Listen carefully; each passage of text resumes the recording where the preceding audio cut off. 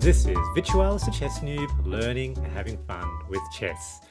Now in this game, I make an absolutely egregious mouse slip, but I still manage to win the match. Let's go take a look. So this was a game of the Ruy Lopez and the Jaenisch Gambit. So e4, e5, knight f3, knight c6, the Ruy Lopez, bishop b5, and of course the immediate f5, the Jaenisch Gambit. Now, the Jaenisch Gambit, I just love it because so often white will make a mistake. My opponent goes for the exchange variation and then decides to accept the gambit. And this is a mistake, as you will see, because after pushing the pawn forward, this knight is in some trouble. And my opponent actually immediately now blunders. Knight to d4, which of course is straight up hanging. And really is hanging. Stockfish gives it a blunder, -6. So here I am completely winning. I spent about 20 seconds looking at this position, just making sure there wasn't some sort of funny trap here.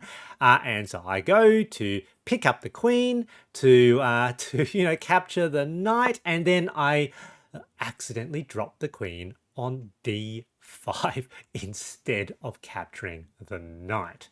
And here, this was a fully facepalm sort of a situation, makes you almost think like you might want to resign, but of course you don't resign. And this position actually is still okay for me. Stockfish calls it a missed win. Missed wins are basically blunders where you could have had a major win. So from -6 to just -1. So I'm still a little bit ahead. The Jaenisch Gambit is a good position, but nowhere as good as what I was before.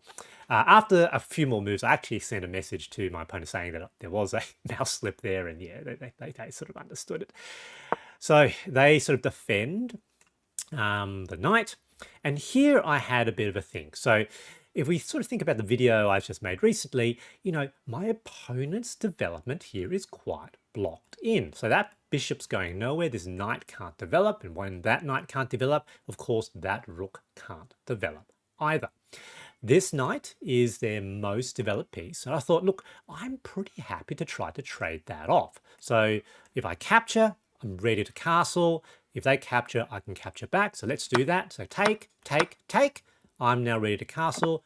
They short castle, I long castle. And here I thought I was good. So again, these pieces are all blocked in. Opposite side castling. I've got the semi-open f-file, queen sort of already facing potentially off the king. And these pieces can potentially go for an attack on the king side. So I was very happy here. And Stockfish agrees that it gives a -3 for black, even though we've got material equality. They sort of push an h pawn, so they really probably needed to develop, I think. I develop a piece, lining things up against that relatively weak f2 pawn. And of course, that pawn is now pinned to the king as well. And the goal now would potentially be trying to get another attacker onto that pawn.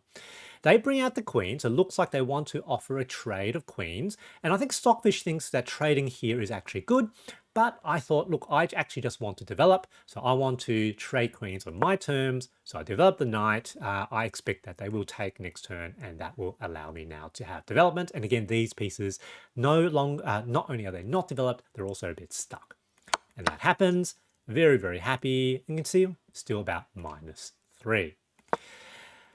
So here, attack the pawn. So that's a pretty good idea. However, remember that pawn is pinned to the king, and so I can now push that knight to defend. That's what I do. Now knight is sort of in attacking territory as well. They sort of push to attack, but I can just drop that bishop back. Trying to develop, that's fine.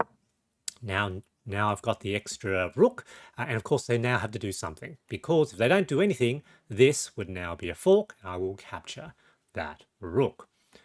So move the king out of the way, that makes sense. However, I can still take, and of course that is now defended, attacking that rook. That rook needs to move out of the way.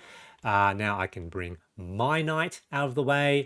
And here, they try to develop, but while they're developing, stuck, behind their pawns, I have the opportunity to create the attack on the opponent's side. So eventually I want to double up these rooks. So give another check. King is now back.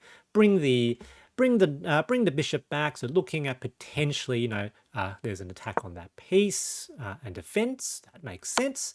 I wasn't too sure too, but just give another check. There we go. Now gives me the opportunity to double up. There we are. So they've put the extra defender there, but I'm not really necessarily attacking that piece anymore.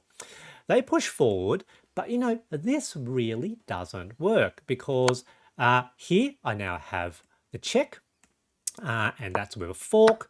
I take.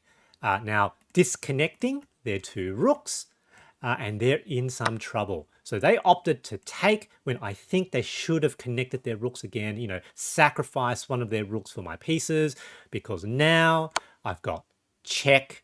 And of course, this is a fork. They're gonna have to do something. Take, check again, and here my opponent actually opted to resign because, the king now must come here, and, there is a checkmate coming. In fact, this is what it looks like. King there, bishop down with check. They'll have to try to block, and I can take, defended by the knight. King moves across. Rook down now, check. King forced into the corner, and that will be mate because everything is now guarded and defended, and the king has nowhere to go. Good game, GG. The big takeaway from this game is to play on when you make a mistake. I hope you enjoyed this video, and thanks for watching.